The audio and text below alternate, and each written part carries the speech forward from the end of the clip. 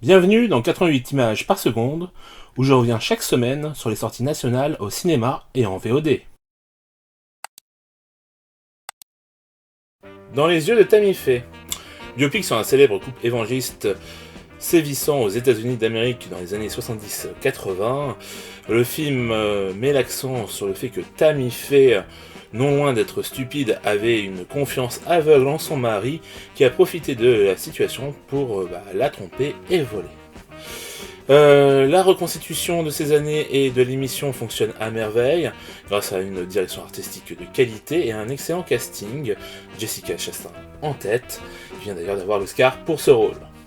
Un drame qui parlera davantage aux Américains que nous, même si ça fonctionne. 6 sur 10.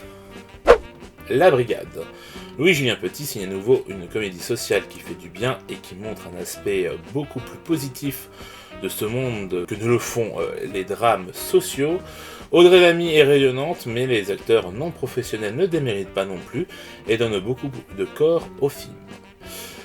Vous ne pouvez que ressortir avec le sourire de ce film, je ne vois pas quoi vous dire de plus, si ce n'est que vous devez également voir le précédent long métrage du réalisateur, dont Les Invisibles, dont je vous parlais déjà en 2019. 7 sur 10. Une mère. La réalisatrice voulait répondre à la question « Comment fait-on pour pardonner ?» Et c'est génial, car son film ne répond pas à sa question. Ça sort de nulle part, c'est du grand n'importe quoi, Karine Viard et Darren Musley ne sont pas bons, ça sonne faux, il y a très peu de décors, de comédiens, de bonnes choses finalement. La photo est pas mal, l'idée de départ n'était pas mauvaise, et pendant un moment on a envie d'y croire. Mais finalement c'est mauvais, donc passez votre chemin, 3 sur 10. Plume. Le film explore la condition des femmes en Égypte en passant par une situation à la base absurde, mais dont la réalité vient trop vite la rattraper. C'est extrêmement sombre et sans concession. Et même la scène de fin, qui est censée être une sorte de libération, n'a pas réussi à me convaincre. J'ai passé un très mauvais moment, je pense que c'est une volonté du réalisateur. Mais je ne le recommande pas tout de même, peu importe qu'il ait remporté le Grand Prix à la Semaine internationale de la critique au Festival de Cannes 2021, c'est pas bon pour moi. 2 sur 10. Nobody Has to Know.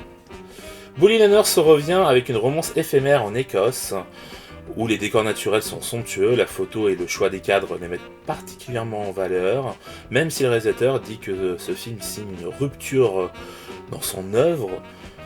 Je trouve qu'il s'y inscrit très naturellement, au contraire.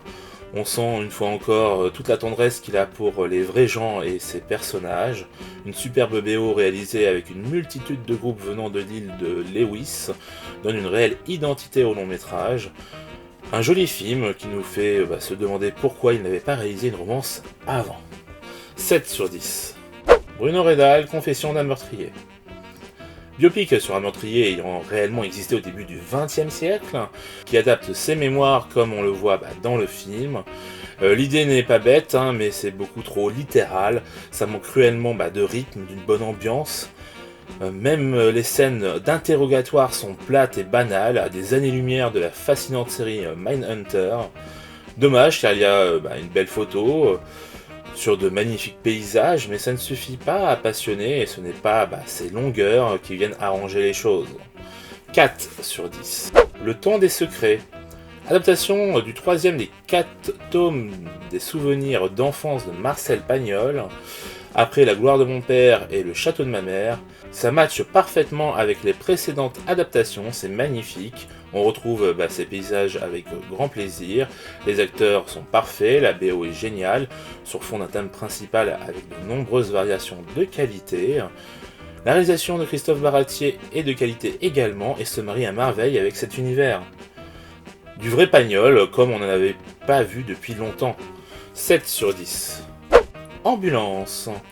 Michael Bay revient avec à nouveau un film d'action aux moyens démesurés pour une course-poursuite après un braquage qui tourne mal. Ici, comme souvent, le réalisateur expérimente des choses, notamment avec des plans drone assez dingues. Pour autant, ce n'est pas toujours réussi, notamment à cause d'un montage aux fraises. qui enchaîne les plans sans aucun sens, et malgré son rythme effréné, on ne peut rester aveugle devant un montage aussi ignoble.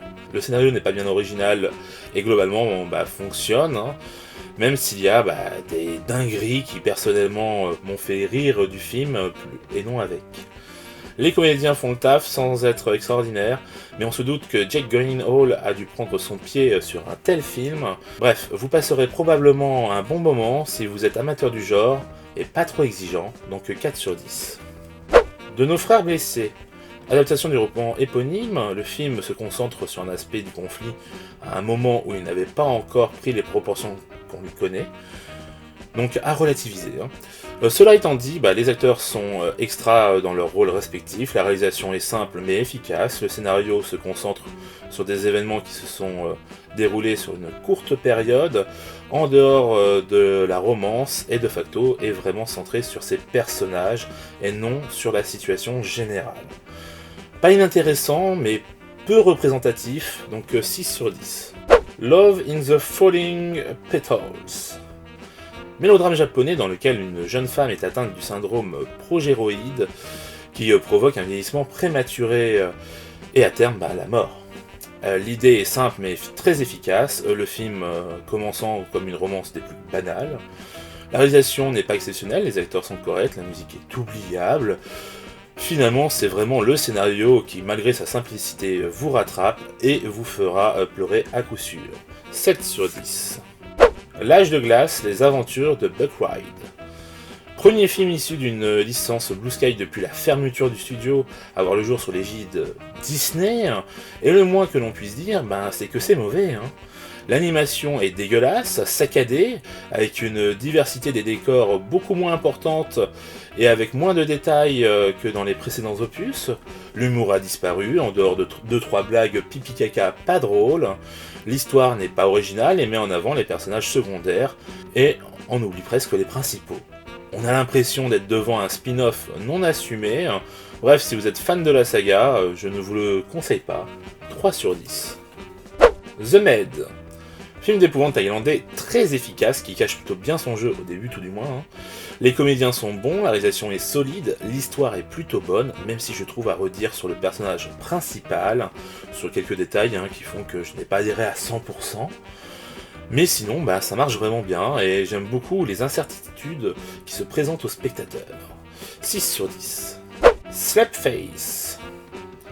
C'est pas ouf. La réalisation est mécanique, le boogeyman est une sorcière des plus classiques, le casting n'est pas dingue, le scénario non plus, et le développement des personnages est quasi inexistant. De plus, le tout se déroule en assez peu de temps. Bref, le film ne fait que 1h25 et il paraît en durer le double. Puis, au vu de la qualité plus que médiocre de l'ensemble, je ne vous le recommande pas. 3 sur 10. Le film de la semaine, donc, c'est Nobody Has to Know, donc le dernier film donc, de Bully Nanners. Donc, si vous ne le saviez pas, je suis un grand fan du monsieur, surtout dans ses réalisations. J'ai eu la chance en plus de le rencontrer, c'est un homme génial et qui est passionnant. Et là encore, comme je vous l'ai dit, on retrouve bien son univers, malgré que lui dit que ça s'éloigne un peu de ce qu'il fait d'habitude, parce que il n'avait pas fait de romance jusque-là, mais pour autant, on retrouve encore ces personnages qui sont, comme je vous l'ai dit, des gens normaux, et là, finalement... il va se passer un événement qui va faire que le personnage principal incarné donc par Bully Nanners va perdre la mémoire, et à partir de là, il y a des gens qui vont peut-être pas toujours lui dire la vérité, ce qui va entraîner donc de nouvelles situations, et qui vont durer un certain moment, jusqu'au moment où lui il va retrouver la mémoire, et là, forcément, de nouvelles choses vont en naître, et je trouve ça très chouette. C'est un très joli film, où vraiment sa caméra se focalise sur ses personnages encore une fois, donc un film d'acteur clairement, et ça se sent et c'est vraiment génial. Donc si vous ne savez pas quoi aller voir cette semaine, allez-y. Ciao.